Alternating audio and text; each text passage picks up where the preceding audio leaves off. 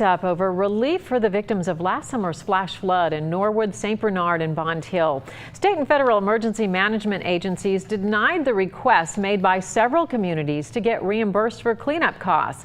For some financially strapped cities, more bills are now piling up. Local 12's Joe Webb joins us live from St. Bernard with the latest. Joe. Well, Paula, the damage was done here in St. Bernard on August 28th, but the expenses obviously continue. The retaining wall you see behind me and Johnson Alley were destroyed by the flood. Work started here on repairs today. Residents already reeling from damage to their own homes will have to pay for all of this, too.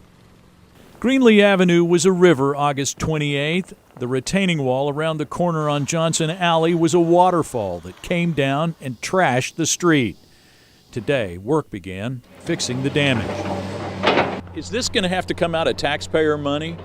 Yes, it is. Yes, and I already asked council by emergency to approve it due to the fact of the retaining wall and the people on Scenic. If there's no more rain, they'll lose their backyards. St. Bernard was on the list of municipalities and nonprofits denied state disaster relief funds earlier this month.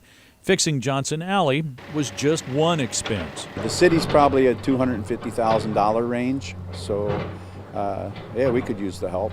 The state also denied more than $20 million requested by the Metropolitan Sewer District for basement cleanup claims. Angela Shell had 7 feet of water in her basement on Delmar Avenue, and she had 3 feet of water in her backyard. She says she had about $60,000 in damages and thought MSD would cover it. Now, she's not so sure. I think we'll get something, but I'd say it's going to be very little. I have no positive feeling.